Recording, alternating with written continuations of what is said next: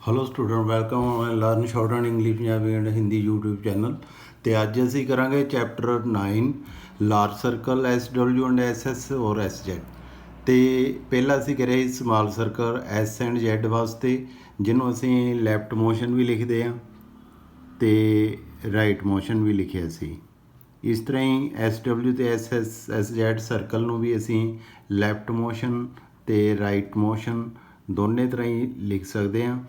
तो एस का सर्कल असी यूज़ किया ही इनिशियली मिडल तो एंड विच, जैड का सर्कल असी यूज़ किया ही मिडल विच तो एंड विच। शुरू में असी स्ट्रोक जैड ज की आवाज़ वास्ते पूरा स्ट्रोक यूज़ किया ही।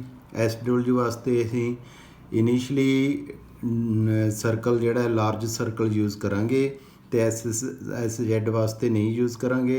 इनू असी मिडल तो एंड विच यूज़ करांगे। एस डबल्यू का मिडल तो एंड विच यूज़ नहीं करांगे। तो इस सर्कल का साइज़ एक स्ट्रोक का 1/4 साइज़ है, 1.5 साइज़ है सॉरी। तो जोड़ा एस जैड सर्कल से यदा साइज़ है 1/4 साइज़ सीगा एक स्ट्रोक का। तो इस तरह ही सब तो पहला वर्ड लेंदे हैं स्वीट। स्वीट पहला असी वर्ड जो एस सर्कल नाल लिखे ही तो सीट वर्ड लिखे सी। तो हुण जो असीं लिखांगे स्वीट एस दे नाल डबल्यू भी आ गया तो एस डबल्यू लई वड्डा सर्कल यूज़ करांगे। वोवल सिस्टम उस तरह ही रह जाएगा। थर्ड प्लेस वोवल है टी तो पहला तो टी स्ट्रोक जो थ्रू द लाइन लिखा जाएगा। तो नैक्सट वर्ड है जी स्वम। स्वम असी लिखते सी एस सर्कल तो वोवल तो एम सैकेंड प्लेस पर लगे सी वोवल तो अगला स्ट्रोक लाइन पर आ गया सी। हुण वर्ड है जी स्वम। स्वम वास्ते असी एस डबल्यू का वड्डा सर्कल यूज़ करांगे, एस की बजाय एस डबल्यू का सर्कल यूज़ कर लवांगे। तो सैकेंड वेले वोवल होने करके जोड़ा horizontal stroke on the line लिखा सी स्वम। तो इस तरह ही वर्ड है स्वे। जो एस डबल्यू तो बाद कोई होर स्ट्रोक ना जुड़ रहा हो जिमें हम सवे सवे एस डबल्यू सर्कल या एस जैड सर्कल की अपनी फस्ट सैकेंड थर्ड प्लेस कोई नहीं होंगी कि आप इनू इत्थे फस्ट सैकेंड थर्ड प्लेस से वोवल लगा सकीए। इसलिए एस डबल्यू तो बाद ए वोवल आ रहा है।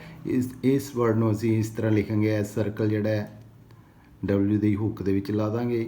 शुरू में इनिशली सवे तो सवेसिव एस सर्कल तो वेसिव। सो स्टूडेंट इस एस डबल्यू सर्कल में असीं शुरू में तो यूज़ कर लिया, मिडल विच तो एंड च यूज़ नहीं करांगे। मिडल विच एस जैड सर्कल में यूज़ करांगे, इनू असीं शुरू च नहीं यूज़ करते। जिमें कि वर्ड नसैसिटी। नसैसिटी वर्ड दे विच एन तो टी के दरम्यान जी साढ़े को सस की साउंड आ रही है, सैकेंड प्लेस वाला एन के नाल तो अगला डाउन स्ट्रोक ही लाइन पर लिखांगे, सर्कल उस तरह ही मिडल दे विच आ जाएगा नसैसिटी। सो इस तरह ही नैक्सट वर्ड लेंदे हैं जी पोजैसिव। एस पी और एस वी के दरम्यान जोड़ा वोवल आ रहा सर्कल आ रहा है सज एस जैड वास्ते पोजैसिव। तो इनू हुण असी लिखांगे P on the line S circle तो वी पोजैसिव। हुण पी दे नाल सैकेंड प्लेस वोवल होने करके इनू असी ऑन द लाइन लिखे सी। इस करके अगे फिर एस का सर्कल सज का सर्कल तो मिडल विच तो वी अगे यूज़ कर लिया पोजैसिव। इस तरह ही नैक्सट वर्ड लेंदे हैं एग्जिट। जो एग्जिट दे विच एस दरम्यान एस सर्कल के दरम्यान वोवल आ रहा हो, एस जैड के दरम्यान आ रहा हो भावें तो एग्जिस्ट तो वो जोड़ा वोवल अगर डॉट वोवल होएगा तो उन्होंने असी सर्कल के लिख देवांगे। जिमें कि एग्जिस्ट एग्जिस्ट सैकेंड प्लेस होने करके नैक्सट डाउन स्ट्रोक असी लाइन पर लिखा है, क्योंकि होरिजेंटल स्ट्रोक में असीं लाइन पर नहीं लिखांगे जो अगे डाउन स्ट्रोक हो तो एग्जिस्ट जोड़ा थर्ड प्लेस वाला है एस दरम्यान चाहे फस्ट प्लेस हो सैकेंड हो थर्ड हो लाइट या हैवी डॉट वॉल हो इनसाइड दी सर्कल असी लिखांगे जिमें कि एग्जिस्ट। तो इस तरह ही नैक्सट वर्ड लेंदे हैं एग्जॉस्ट। अगर जैड एस एस जस या एस जैड जेड सज की आवाज़ दे विच ਸਾਊਂਡ ਆ ਰਹੀ ਹੋਵੇ ਤਾਂ ਉਹਦੇ ਵਿੱਚ ਡੈਸ਼ ਵਾਵਲ ਆਵੇ ਤਾਂ ਉਹ ਡੈਸ਼ ਵਾਵਲ ਵੀ ਅਸੀਂ ਸਰਕਲ ਦੇ ਇਨਸਾਈਡ ਲਿਖਾਂਗੇ, ਫਸਟ ਸੈਕਿੰਡ ਥਰਡ ਹੋਵੇ ਚਾਹੇ। ਤੇ ਜਿਵੇਂ ਕਿ ਵਰਡ ਐਗਜ਼ੌਸਟ, ਤੇ ਜਿਹੜਾ ਡੈਸ਼ ਵਾਵਲ ਆ ਉਹਨੂੰ ਆਪਾਂ ਗੂੜੀ ਡੈਸ਼ ਨੂੰ ਸਰਕਲ ਦੇ ਇਨਸਾਈਡ ਲਿਖ ਦੇਵਾਂਗੇ, ਐਗਜ਼ੌਸਟ। ਇਸ ਤਰ੍ਹਾਂ ਅਸੀਂ ਮਿਡਲ ਦੇ ਵਿੱਚ SSSZ ਵਾਸਤੇ ਸਰਕਲ ਯੂਜ਼ ਕਰ ਸਕਦੇ ਹਾਂ। ਸੋ ਇਸ ਤਰ੍ਹਾਂ ਹੀ ਵਰਡ ਹੈਗਾ ਜੀ ਐਕਸਰਸਾਈਜ਼ਡ।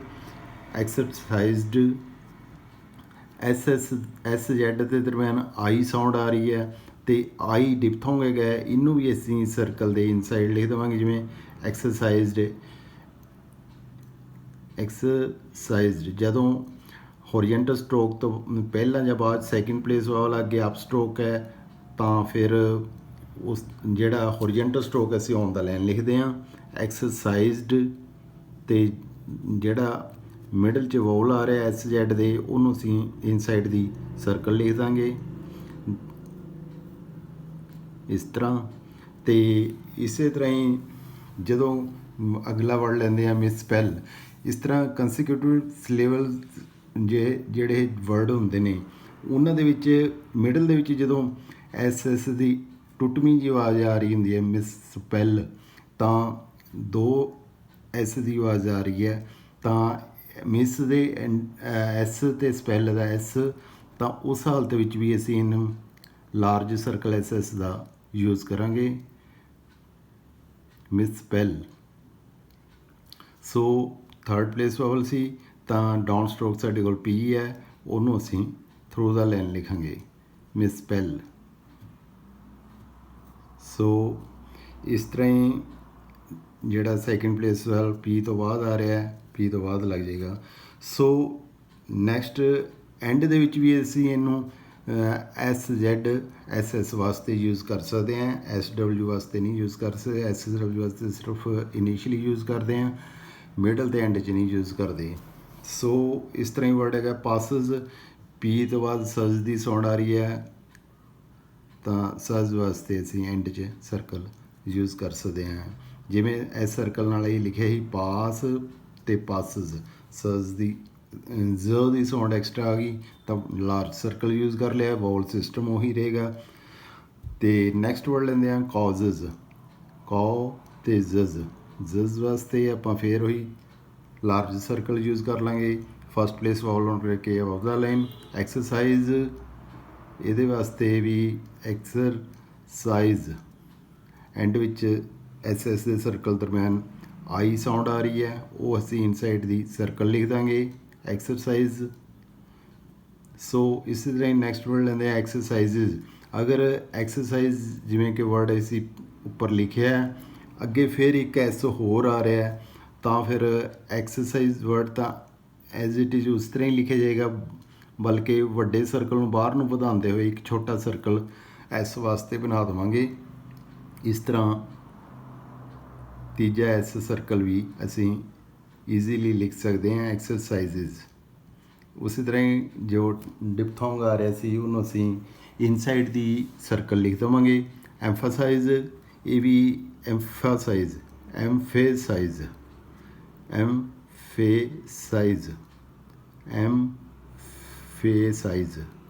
ਇਸ ਤਰ੍ਹਾਂ ਹੀ SS M ਤੋਂ ਪਹਿਲਾਂ ਜਿਹੜਾ ਵਵਲ ਹੈ ਉਸ ਸਾਊਂਡ ਦੇ ਅਕੋਰਡਿੰਗ ਨੈਕਸਟ ਡਾਊਨ ਸਟ੍ਰੋਕ ਜਿਹੜਾ ਅਸੀਂ ਔਨ ਦਾ ਲਾਈਨ ਲਿਖਾਂਗੇ, ਐਮਫਸਾਈਜ਼। ਜਿਹੜਾ ਅੱਗੇ SS ਦਾ ਸਰਕਲ ਆ ਉਹ SS ਸਰਕਲ ਦਰਮਿਆਨ ਡਿਪਥੋਂਗ ਜਿਹੜਾ ਉਹ ਇਨਸਾਈਡ ਦੀ ਸਰਕਲ ਲਾਰਜ ਸਰਕਲ ਲਗਾ ਦੇਵਾਂਗੇ। ਸੋ ਨੈਕਸਟ ਵਰਡ ਹੈਗਾ ਐਮਫਸਾਈਜ਼ਜ਼। ਇਹਦੇ ਵਿੱਚ ਵੀ ਐਮਫਸਾਈਜ਼ ਤਾਂ ਅਸੀਂ ਲਿਖਿਆ ਸੀ, ਅੱਗੇ ਫਿਰ ਇੱਕ ਸਰਕਲ ਦੀ ਸਾਊਂਡ ਆ ਰਹੀ ਹੈ ਤਾਂ ਉਸ ਹਾਲਤ ਵਿੱਚ ਜਿਵੇਂ ਕਿ ਅਸੀਂ ਐਕਸਰਸਾਈਜ਼ਜ਼ ਇਸ ਤਰ੍ਹਾਂ ਹੀ ਐਮਫਸਾਈਜ਼ਜ਼, ਐਮਫਸਾਈਜ਼ ਸਰਕਲ ਨੂੰ ਬਾਹਰ ਨੂੰ ਵਧਾ ਕੇ ਇੱਕ ਸਰਕਲ ਛੋਟਾ S ਵਾਸਤੇ ਬਣਾ ਦਾਂਗੇ। ਇਸ ਤਰ੍ਹਾਂ 3 S ਸਰਕਲ ਅਸੀਂ ਯੂਜ਼ ਕਰ ਸਕਦੇ ਹਾਂ ਇਕੱਠੇ ਹੀ, ਐਮਫਸਾਈਜ਼ਜ਼, ਐਮਫਸਾਈਜ਼ਜ਼। ਸਟੂਡੈਂਟ ਤੁਸੀਂ ਪੈਨਸਿਲ ਨਾਲ ਹੀ ਪ੍ਰੈਕਟਿਸ ਕਰਨੀ ਹੈ ਕਿਉਂਕਿ ਪੈਨ ਨਾਲ ਐਕਸਪ੍ਰੈਸ਼ਨ ਅੱਛਾ ਨਹੀਂ ਆਉਂਦਾ, ਕੈਮਰੇ ਪੈਨਸਿਲ ਨਾਲ ਅੱਛਾ ਨਹੀਂ ਸੀ ਆ ਰਿਹਾ, ਲਾਈਟ ਆਉਂਦਾ, ਇਸ ਲਈ ਮੈਂ ਪੈਨ ਯੂਜ਼ ਕਰ ਰਿਹਾ। ਤੇ ਪਲੂਰਲ ਐਂਡ ਪੋਜੈਸਿਵ ਵਰਡਸ ਦੇ ਵਿੱਚ ਅਸੀਂ ਜਿਵੇਂ ਵਰਡ ਲਿਖਦੇ ਹੈਗੇ ਹਾਂ ਲੂਸੀ, ਐਸ ਪੂਰਾ ਪਾਉਣਾ ਪੈਂਦਾ ਸਾਨੂੰ ਕਿਉਂਕਿ ਐਸ ਤੋਂ ਬਾਅਦ ਵੋਵਲ ਹੈ। ਤਾਂ ਜੇ ਇਹਦਾ ਪਲੂਰਲ ਆ ਜਾਵੇ ਲੂਸੀਜ਼ ਤਾਂ ਫਿਰ ਅਸੀਂ ਲੂਸੀ ਵਰਡ ਜਿਵੇਂ ਸਿੰਗਲਰ 'ਚ ਲਿਖੇ ਸੀ ਉਸ ਤਰ੍ਹਾਂ ਹੀ ਲਿਖਾਂਗੇ। ਤੇ ਅੱਗੇ ਐਸ ਜਿਹੜਾ ਆਇਆ ਲੂਸੀਜ਼ ਉਹਨੂੰ ਅਸੀਂ ਅੱਗੇ ਇੱਕ ਐਸ ਨੂੰ ਸਰਕਲ ਲਗਾ ਦੇਵਾਂਗੇ, ਬਲਕਿ ਜੇ ਅਸੀਂ ਵੱਡਾ ਸਰਕਲ ਯੂਜ਼ ਕਰਾਂਗੇ ਤਾਂ ਇਹ ਗਲਤ ਆਊਟਲਾਈਨ ਹੋਏਗੀ ਸਾਡੀ ਲੂਸੀਜ਼। ਸੋ ਸਿੰਗਲਰ ਤੋਂ ਬਣੇ ਹੋਏ ਪਲੂਰਲ ਵਰਡ ਵਿੱਚ ਅਸੀਂ ਜਿਹੜਾ ਹੈ ਲਾਰਜ ਸਰਕਲ ਯੂਜ਼ ਨਹੀਂ ਕਰਦੇ, ਜਿਵੇਂ ਕਿ ਪੋਲਿਸੀ, ਇੱਥੇ ਅਸੀਂ ਐਸ ਪੂਰਲ ਪਾਵਾਂਗੇ ਕਿਉਂਕਿ ਇਸ ਤੋਂ ਬਾਅਦ ਵੋਲ ਆ ਰਿਹਾ, ਲੇਕਿਨ ਪੋਲਿਸੀ ਦਾ ਪਲੂਰਲ ਜੇ ਪੋਲਿਸੀਜ਼ ਹੋਵੇ ਵਰਡ ਤਾਂ ਫਿਰ ਅਸੀਂ ਇੱਥੇ ਲਾਰਜ ਸਰਕਲ ਨਹੀਂ ਯੂਜ਼ ਕਰਾਂਗੇ, ਬਲਕਿ policy as it is word ਲਿਖ ਕੇ ਐਸ ਸਰਕਲ ਯੂਜ਼ ਕਰਾਂਗੇ ਛੋਟਾ, ਜਿਹੜਾ ਕਿ ਅਸੀਂ ਐਸ ਜ਼ੈਡ ਪਹਿਲਾਂ ਕਰਦੇ ਆਏ ਹਾਂ ਪੋਲਿਸੀਜ਼। ਸੋ ਇਸੇ ਤਰ੍ਹਾਂ ਹੀ ਨੈਕਸਟ ਵਰਡ ਲੈਂਦੇ ਹਾਂ ਜੈਲਸੀ, ਜੇ ਔਨ ਦਾ ਲਾਈਨ ਐਲ ਤੇ ਐਸ, ਐਲ ਤੋਂ ਬਾਅਦ ਅ ਤੇ ਐਸ ਤੋਂ ਬਾਅਦ ਈ ਵਾਵਲ, ਜੈਲਸੀ। ਜੈਲਸੀ ਤੋਂ ਅੱਗੇ ਨੈਕਸਟ ਵਰਡ ਪਲੂਰਲ ਬਣ ਜਾਂਦਾ ਜੀ ਜੈਲਸੀਜ਼, ਤਾਂ ਉਸ ਵਕਤ ਅਸੀਂ ਜੈਲਸੀ ਐਜ਼ ਇਟ ਇਜ਼ ਲਿਖਦੇ ਹੋਏ ਐਸ ਸਰਕਲ ਐਸ ਦੇ ਨਾਲ ਐਕਸਟਰਾ ਲਾ ਦੇਵਾਂਗੇ ਜੈਲਸੀਜ਼, ਜੇ ਐਲ ਐਸ ਤੇ ਐਸ ਸਰਕਲ ਜੈਲਸੀਜ਼। ਸੋ ਸਟੂਡੈਂਟ ਇਸ ਤਰ੍ਹਾਂ ਇਸ ਤੋਂ ਅੱਗੇ ਅਸੀਂ ਚੱਲਦੇ ਹਾਂ। ਕੁਛ ਵਰਡ ਇਹੋ ਜਿਹੇ ਵੀ ਹੁੰਦੇ ਆ ਜਿਨ੍ਹਾਂ ਦੇ ਆਊਟਲਾਈਨ 'ਚ ਡਿਫਰੈਂਸ ਰੱਖਣ ਵਾਸਤੇ ਅਸੀਂ ਵੱਡਾ ਸਰਕਲ ਜਿਹੜਾ ਹੈਗਾ ਉਹ ਯੂਜ਼ ਨਹੀਂ ਕਰਦੇ, ਜਿਵੇਂ ਕਿ ਵਰਡ ਹੈਗਾ ਸਾਡੇ ਕੋਲ ਪੋਜ਼ੈਸ। ਪੋਜ਼ੈਸ ਦੇ ਵਿੱਚ ਅਸੀਂ ਲਿਖਾਂਗੇ ਇੱਕ ਜਿਵੇਂ ਕਿ ਪੋਜ਼ੈਸ ਇੱਕ ਸਰਕਲ ਤੇ ਇੱਕ ਸਟ੍ਰੋਕ ਯੂਜ਼ ਕਰ ਲਾਂਗੇ, ਜਾਂ ਇੱਕ ਸਟ੍ਰੋਕ ਤੇ ਇੱਕ ਸਰਕਲ ਯੂਜ਼ ਕਰ ਸਕਦੇ ਹਾਂ। ਕੁਛ ਇਸ ਤਰ੍ਹਾਂ ਦੇ ਵਰਡ ਵੀ ਆ ਸਕਦੇ ਆ ਪੋਜ਼ੈਸ, ਬਟ ਪੌਜ਼ਿਸ ਇਹਦੇ ਵਾਸਤੇ ਅਸੀਂ ਐਸ ਦਾ ਸਰਕਲ ਲਾਰਜ ਸਰਕਲ ਯੂਜ਼ ਕਰ ਲਾਂਗੇ ਪੌਜ਼ਿਸ। ਇਸ ਤਰ੍ਹਾਂ ਦੋਨਾਂ ਦਾ ਡਿਸਟਿੰਗੁਇਸ਼ ਬਿਟਵੀਨ ਟੂ ਵਰਡਸ ਹੋ ਜਾਏਗਾ। ਅਤੇ ਜੇ ਅਸੀਂ ਕਹੀਏ ਐਕਸੈਸ, ਇਹਦੇ ਵਿੱਚ ਵੀ ਅਸੀਂ ਇੱਕ ਸਰਕਲ ਤੇ ਇੱਕ ਸਟ੍ਰੋਕ ਯੂਜ਼ ਕਰ ਲਾਂਗੇ ਐਕਸੈਸ, ਬਟ ਜੇ ਵਰਡ ਆ ਜੇ ਐਕਸਿਸ ਤਾਂ ਫਿਰ ਇਹਦੇ ਵਿੱਚ ਅਸੀਂ ਲਾਰਜ ਸਰਕਲ ਯੂਜ਼ ਕਰ ਲਵਾਂਗੇ। ਲਾਰਜ ਸਰਕਲ ਦੇ ਵਿੱਚ ਜਿਹੜਾ ਵੋਵਲ ਆ ਰਿਹਾ ਇਨਸਾਈਡ ਦੀ ਸਰਕਲ ਲਿਖ ਦੇਵਾਂਗੇ। ਹੁਣ ਐਕਸੈਸ ਵਰਡ ਦੇ ਵਿੱਚ ਐ ਵੋਵਲ ਸੀ ਤਾਂ ਕੇ above the line excess. So student next word ਲੈਂਦੇ ਆ ਰੇਸਿਸ, ਇਹਦੇ ਵਿੱਚ ਵੀ ਐਸ ਤੋਂ ਬਾਅਦ ਐਸ ਦੀ ਰਿਸੈਸ ਆਰ, ਐਸ ਤੋਂ ਬਾਅਦ ਫਿਰ ਐਸ ਦੀ ਸਾਊਂਡ ਆ ਰਹੀ ਹੈ ਤਾਂ ਇਸ ਤੋਂ ਬਾਅਦ ਕੋਈ ਵੋਵਲ ਨਹੀਂ ਤਾਂ ਨੈਕਸਟ ਸਟ੍ਰੋਕ ਪਹਿਲੇ ਸਟ੍ਰੋਕ ਯੂਜ਼ ਕਰ ਲਾਂਗੇ ਅਤੇ ਅਗਲੇ ਅੱਗੇ ਇਸ ਵਾਸਤੇ ਅਸੀਂ ਸਰਕਲ ਯੂਜ਼ ਕਰ ਲਾਂਗੇ। ਇਸ ਤਰ੍ਹਾਂ ਸਟੂਡੈਂਟ ਰਿਸੈਸ ਅਤੇ ਜਦੋਂ ਵਰਡ ਆਵੇ ਰੇਸਿਸ ਉੱਥੇ ਅਸੀਂ ਲਾਰਜ ਸਰਕਲ ਯੂਜ਼ ਕਰ ਲਵਾਂਗੇ। ਇਸ ਤਰ੍ਹਾਂ ਦੋ ਵਰਡ ਦਾ ਆਪੋ ਵਿੱਚ ਫ਼ਰਕ ਰੱਖਣ ਦੇ ਲਈ ਡਿਸਟਿੰਗੁਇਸ਼ ਬਿਟਵੀਨ ਟੂ ਵਰਡਸ, ਤਾਂ ਕੁਛ ਫਿਊ ਵਰਡਸ ਇਹੋ ਜਿਹੇ ਆ ਜਾਂਦੇ ਆ ਜਿਨ੍ਹਾਂ ਵਿੱਚ ਫ਼ਰਕ ਰੱਖਣ ਦੇ ਲਈ ਸਰਕਲ ਸਟ੍ਰੋਕ ਜਾਂ ਸਟ੍ਰੋਕ ਸਰਕਲ ਅਸੀਂ ਯੂਜ਼ ਕਰ ਲੈਂਦੇ ਹਾਂ, ਅਤੇ ਦੂਜੇ ਵਰਡ ਲਈ ਅਸੀਂ ਲਾਰਜ ਸਰਕਲ ਯੂਜ਼ ਕਰ ਲੈਂਦੇ ਹਾਂ। ਅਤੇ ਇਸੇ ਤਰ੍ਹਾਂ ਹੀ ਇਸ ਲਾਰਜ ਸਰਕਲ ਨੂੰ ਅਸੀਂ ਫਰੇਜੋਗ੍ਰਾਫੀ ਵਿੱਚ ਵੀ ਯੂਜ਼ ਕਰ ਸਕਦੇ ਹਾਂ, ਜਿਵੇਂ ਐਜ਼ ਵੀ ਹੈਵ ਅਸੀਂ ਇਸ ਤਰ੍ਹਾਂ ਲਿਖਦੇ ਸੀ, ਹੁਣ ਅਸੀਂ ਐਜ਼ ਵੀ ਐਸ ਅਤੇ ਡਬਲਿਊ ਵਾਸਤੇ ਵੱਡਾ ਸਰਕਲ ਯੂਜ਼ ਕਰਦੇ ਹੋਏ ਅੱਗੇ ਹੈਵ ਦੇ ਸ਼ੁਰੂ ਵਿੱਚ ਲਾ ਦੇਵਾਂਗੇ as we have, as we can. ਇਸ ਤਰ੍ਹਾਂ ਹੀ ਇਸ ਸਰਕਲ ਨੂੰ ਐਸ ਡਬਲਿਊ ਨੂੰ ਕੈਨ ਦੇ ਸ਼ੁਰੂ ਵਿੱਚ ਲਾ ਦੇਵਾਂਗੇ as we can, as we have ਅਸੀਂ ਇਸ ਤਰ੍ਹਾਂ ਲਿਖਿਆ ਜੀ ਐਜ਼ ਵੀ ਕੈਨ। ਅਤੇ ਇਸ ਤਰ੍ਹਾਂ ਹੀ ਐਜ਼ ਵੈਲ ਅਸੀਂ ਡਬਲਿਊ ਸੈਮੀ ਸਰਕਲ ਯੂਜ਼ ਕਰਦੇ ਹੋਏ ਐਜ਼ ਫਿਰ ਅਲੱਗ ਲਿਖਿਆ, ਅਤੇ ਐਜ਼ ਅਤੇ ਵੈਲ ਦਾ ਜਿਹੜਾ ਸੈਮੀ ਸਰਕਲ ਹੈ ਉਹ ਇਹਨਾਂ ਦੋਨਾਂ ਨੂੰ ਮਿਕਸ ਕਰਦੇ ਹੋਏ ਐਜ਼ ਵੈਲ ਐਜ਼ ਇਸ ਤਰ੍ਹਾਂ ਲਿਖ ਸਕਦੇ ਹਾਂ।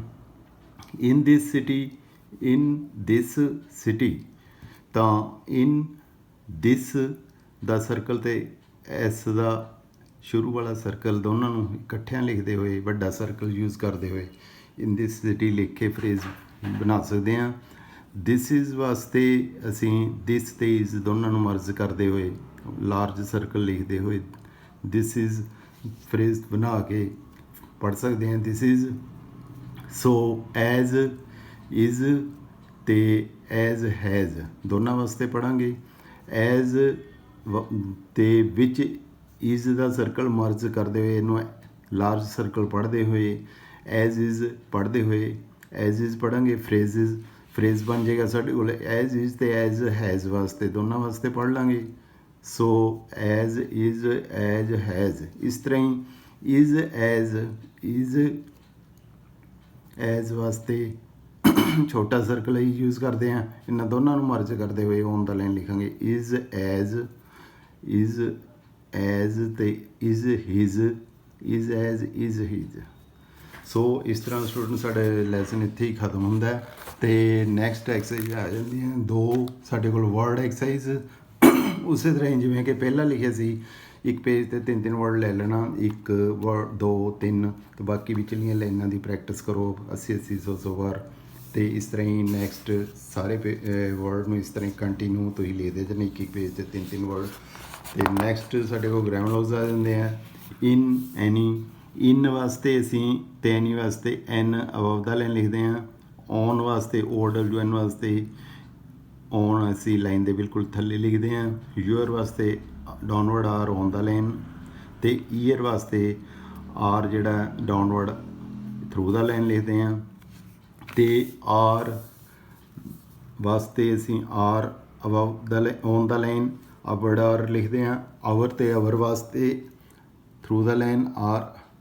ਅਤੇ ਆਵਰ ਸੈਲਵਸ ਵਾਸਤੇ ਆਵਰ ਜਿਵੇਂ ਅਸੀਂ ਲਿਖੇ ਸੀ ਉੱਪਰ ਉਹਦੇ ਨਾਲ ਸੈਲਵਸ ਵਾਸਤੇ ਵੱਡਾ ਸਰਕਲ ਲਾ ਦਿੰਦੇ ਆ। ਦੈਮ ਵਾਸਤੇ ਦੈਮ ਦੇ ਨਾਲ ਗ੍ਰਾਮਰ ਲੌਜ਼ ਪਹਿਲਾਂ ਯੂਜ਼ ਕਰ ਚੁੱਕੇ ਹਾਂ ਅਤੇ ਦੈਮ ਸੈਲਵਸ ਇਸ ਤਰ੍ਹਾਂ ਆਵਰ ਸੈਲਵਸ ਅਤੇ ਦੈਮ ਸੈਲਵਸ।